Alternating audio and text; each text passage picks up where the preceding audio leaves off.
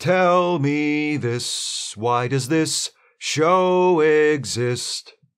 Wrote a list, but it's just a blank sheet. Can you tell me why did they make Carpenter Street? This is a review of the Star Trek Enterprise episode Carpenter Street. If you have not seen this episode and you don't want to know what happens in it, be warned, spoilers beyond this point. So, this episode is from Enterprise's third season, when they retooled the show to focus on a 9/11-inspired season-long storyline about the ship entering a mysterious region of space and embarking on a desperate search for aliens rumored to be building a weapon capable of wiping out all of humanity. And this episode is kinda related to that, I guess. Detroit, Michigan, 2004. This guy, Loomis, comes home after what seems like a long day. Guzzles some generic beer while walking around his apartment, never taking the can from his lips, eats his last piece of bathroom pizza, and answers a phone call from a mysterious man who wants to know if Loomis has made his selection yet. We see the mysterious man on the other end of the call hang up the phone, and he's a Xindi reptilian! Gasp, etc. We follow Loomis for a short while longer after the opening credits. He picks up a sex worker who recognizes him, and he then repeats her name and blood type. He works at a blood bank, and she was there earlier. Anyway, she gets in the car and politely waits while he takes a chloroformed rag out of a jar and knocks her out with it, and he delivers her to an abandoned building, where there are several other unconscious people laid out on beds in some sort of makeshift clinic. There's a briefcase with some cash in it waiting for Loomis, and he takes it and goes. Meanwhile, across the galaxy 150 years later, Captain Archer is making himself a midnight snack when Temporal Agent Daniels shows up like, "Hey, we detected some Xindi reptilians on Earth in the year 2004, and I want you to go back and figure out what they're doing and get them to knock it off." Archer's like, "Okay," and wakes up T'Pol to fill her in on the situation. And T'Pol asks the extremely logical question, why does Daniels need us to do this when he's the temporal agent and preventing time travel shenanigans is literally his job? To which Archer offers the extremely logical answer, because we're the main characters in the show. Archer and T'Pol change into 21st century clothes, and thanks to the magic of editing, they are able to step from an Enterprise corridor straight onto a Detroit street in 2004. Daniels has equipped Archer with a set of temporal tags, which will allow any people or equipment from the future to be automatically retrieved from the 21st century when their mission is over. For a brief, beautiful moment, I thought we were about to get a Star Trek-ified variation on one of my favorite cheesy 1990s sci-fi shows, Time Trax, with Archer and T'Pol shooting temporal tags at time-traveling bad guys and sending them back to their own century, Darian Lambert style. But alas, it was not to be. Archer and T'Pol steal a truck, rob an ATM using a tricorder, good trick to know, I'll try that next time I happen to have my tricorder with me at the bank, and begin to search for the Xindi. They locate the Xindi's base of operations, that abandoned factory on Carpenter Street, arriving in time to see Loomis delivering another abductee. They follow Loomis back to his place and, after a brief chase, tie him to a chair and conduct an interrogation. Since they broke into his home without a warrant, restrained him, physically assaulted him, and refused to let him contact a lawyer, Loomis naturally assumes Archer and T'Pol are cops. He tells them he's been working for the Xindi, he doesn't know they're aliens, he's never actually seen them, and assumes they're developing some kind of vaccine or something.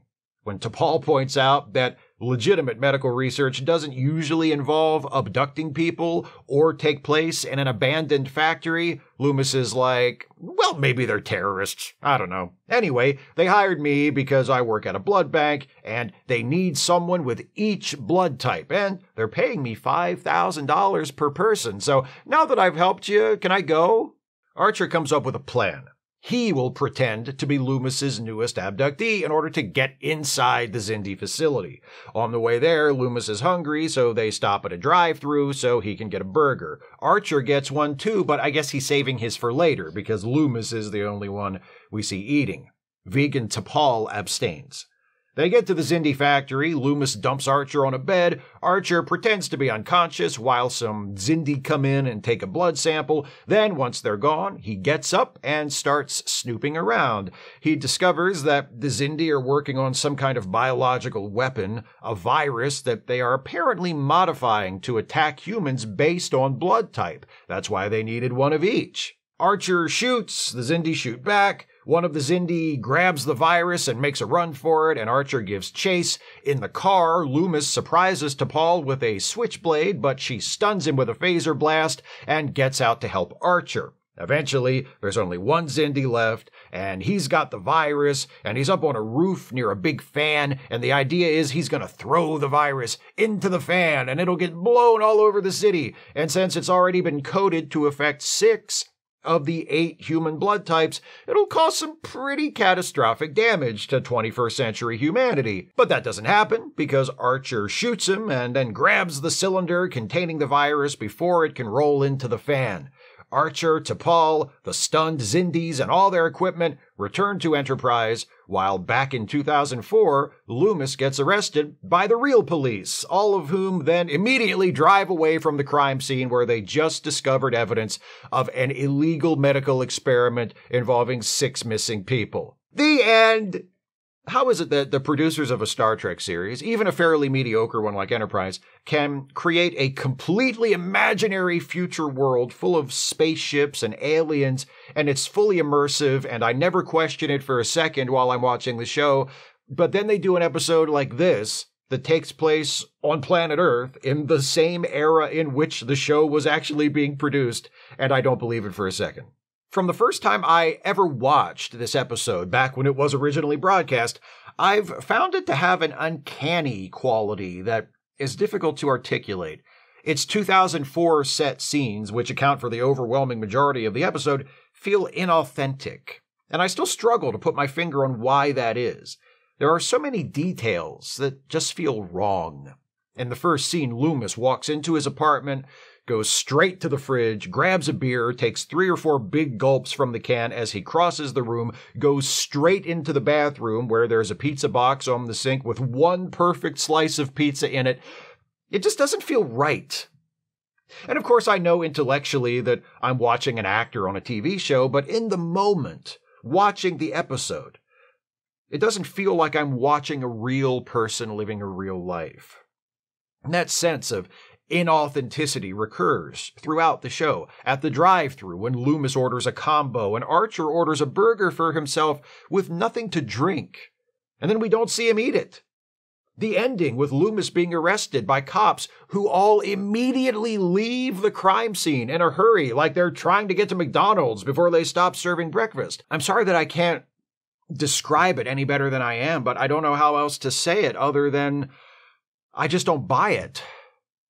It's not the fault of the actors. They all do fine. Leland Orser, who plays Loomis, is a good, dependable character actor. He has guest shots on episodes of other Star Trek shows. He was on NYPD Blue. He was on Law & Order. He had a recurring role on ER. He was in Seven. He was in the Taken movies. There's nothing wrong with him or his performance in the episode, but he's playing a character who doesn't seem real to me. Of course, it doesn't help that Loomis doesn't do anything interesting, and the episode gives me no reason to care about him in any way. I don't sympathize with him. I don't despise him. I'm not hoping for him to get either a redemption or a comeuppance. He's just there doing stuff. That's a problem with the episode overall. Not only does it feel inauthentic, it also feels pointless. What's this episode about? Archer and T'Pol go back in time to prevent the Xindi from unleashing a bioweapon on the 21st century Earth. They find the Xindi right away. They come up with a plan to stop the Xindi. They carry out the plan, more or less without a hitch. They stop the Xindi and go home. Aside from one line from T'Pol about our civilization's irrational attachment to fossil fuels, and her obvious disdain for Loomis's diet and smoking habit, the episode has nothing to say about contemporary society. Loomis, a man apparently living in poverty, compelled to abduct people and essentially sell them to anonymous strangers conducting an illegal medical experiment, would seem to present an opportunity for some social commentary, but the episode doesn't seem interested in that. It moves along pretty quickly, which I appreciate, but what's the point of writing a story that moves but never goes anywhere? The justification for Archer and T'Pol's time travel is laughably thin. Daniels, the trained temporal agent going back to stop the Xindi himself, would require cutting through too much red tape, but it's apparently fine for him to draft 2 other people and send them back in time on a mission to save the future instead. And more importantly, once the heroes arrive in 2004, they don't encounter any serious obstacles. They don't have to deal with any reversals. The closest they come is when Loomis tries to knife T'Pol in the car, and she handles that in a few seconds and winds up without a scratch on her. Archer defeats the Xindi and prevents the release of the bioweapon by catching up to the guy and shooting him and grabbing the canister. There's no twist, no clever resolution, no bit where the good guys have to outthink the bad guys. There's not even anything that comes back later on that impacts subsequent events in the series. Stuff happens, characters do things, and then it's over. It's a time travel story that has almost nothing to do with the temporal Cold War. It's a Xindi story that has almost nothing to do with the larger Xindi story arc, and it has nothing of interest to offer in its own right. Why are we here? Were they an episode short this season and figured, what the hell, let's do one set on present-day Earth so we can save on sets and special effects? It doesn't make the show any better, but at least it's an explanation for why this episode exists. I'm not even saying this is an all-time worst episode or anything. It's watchable. It's fine. It's not distinguished in any way. It's artless. It's perfunctory. But it's nothing anyone involved should be embarrassed about. And hey, if you enjoy spending an hour watching characters just kind of doing things and only having to overcome extremely minor challenges on the way to achieving a goal that never feels like anything other than a foregone conclusion, in a depiction of contemporary America that feels faker than the 22nd century spaceship, this episode has exactly what you're looking for.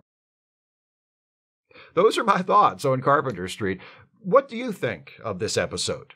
Please share your thoughts with me in the comments. If you'd like to support this channel, and I sure wish you would if you can afford it, you can do so by becoming a patron at patreon.com/Steve Shives, becoming a channel member by clicking the join button, or by making a one-time gift by clicking the thanks button, or via PayPal or Venmo. Links are in the description. Don't forget to join me and my best friend Jason Harding this weekend for our review of episode 6 of season 2 of Star Trek Strange New Worlds. Our review will be up sometime on Saturday. And please come back next week for another retro review. I'm beginning a new batch of episodes with a new theme, and that theme is labor, workers' rights. Star Trek has had a lot to say about that subject over the years, and it seemed like a very timely subject given the ongoing WGA and SAG-AFTRA strikes, especially after my viewer E.R. Mixon suggested it in a comment on last week's video. Thanks, E.R. Mixon! The batch of retro reviews focusing on Star Trek's labor-themed episodes begins with a look at an episode of Star Trek the Original Series, The Cloudminders. I'll see you next week for that. Thanks for watching. And take care, everybody.